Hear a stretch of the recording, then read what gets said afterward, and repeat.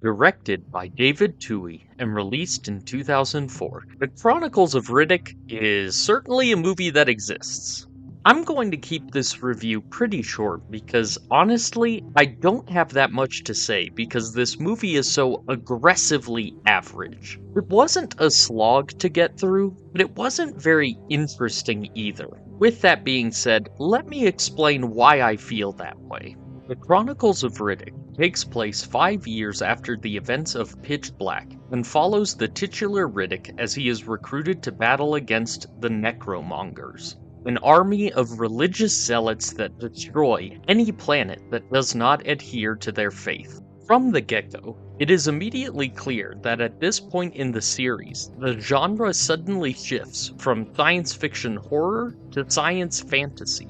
And at the time of this recording, I'm very much of two minds about this. On the one hand, a sequel does need to expand the lore and scale of a universe to keep things interesting. And I do appreciate that this movie isn't just a remake of the plot of Pitch Black. But on the other hand, Pitch Black was a very grounded film that didn't really have anything that fantastical in it. Its low budget and small scale gave the movie a certain scrappy charm to it. But with the Chronicles of Riddick, it is clear that it is trying to be a summer blockbuster with a PG-13 rating and a much higher budget than the first film. And the result is pretty jarring. It would be like if the sequel to Alien was Star Wars. In a broad sense, they are both science fiction, but it would be really weird to watch a grounded horror movie and then in the sequel, all of a sudden, a space wizard shows up. And the reason for this sudden change in genre is simple. Pitch Black was made before Vin Diesel was a big star, but then a little movie came out called Let's go for a little ride.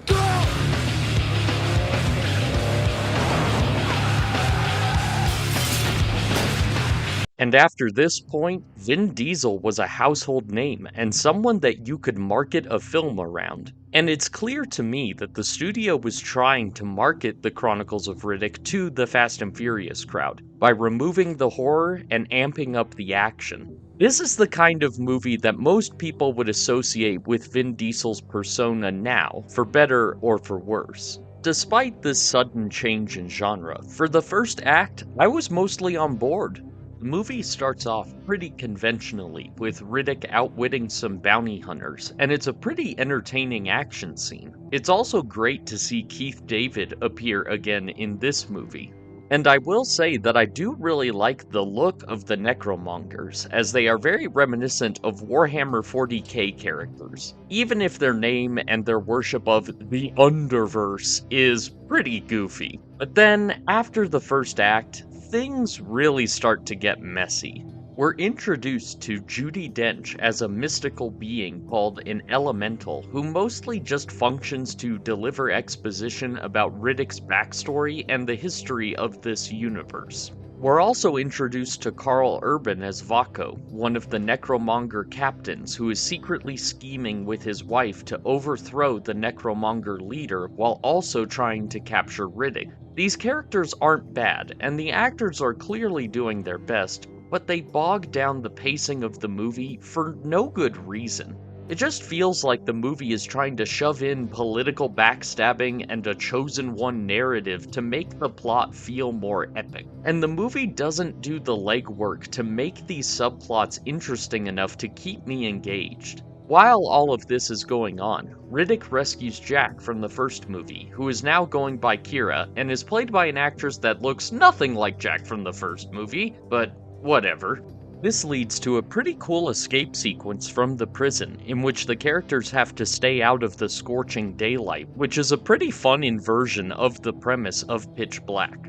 But then, the fight scene that happens afterwards is just bizarre. All of the sound effects and dialogue are muted, and the editing is at its absolute worst here.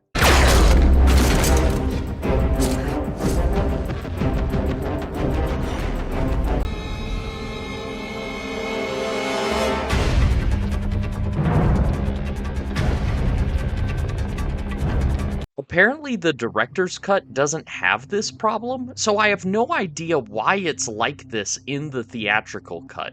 I said in my first review that Pitch Black had moments of really weird editing, but in the Chronicles of Riddick, those moments are much more frequent and distracting. For some reason, this movie is really obsessed with Dutch angles, and the first movie had a few of them, but now it feels like every other shot is a Dutch angle for no other reason than that it looks different. And it was at this point that the movie was really starting to lose me. Then we get to the third act, and while I wouldn't say it is great, it is easily the best stuff in the movie. We get the reveal that Kira has been brainwashed into becoming a necromonger, Riddick battles the Lord Marshal, and everything seems to be your standard action movie climax.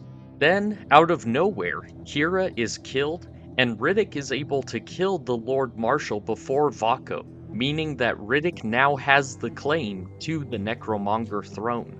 The movie ends on this really bittersweet note with Riddick having lost his closest friend and him taking command of the Necromongers, leaving the audience with the open question of how Riddick will use this newfound power. I have to say that I wasn't expecting this ending, and it does leave some pretty good intrigue as to where the story will go next. Am I confident that the next movie will deliver on this ending?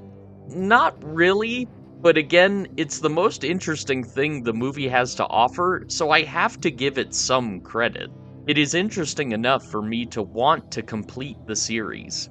Overall, The Chronicles of Riddick is a pretty average space opera movie. There's nothing egregiously wrong with it, apart from the editing, but it isn't very notable either. It doesn't ruin my enjoyment of the first film, but this isn't really the direction I wanted the series to go in either. It is the definition of mid.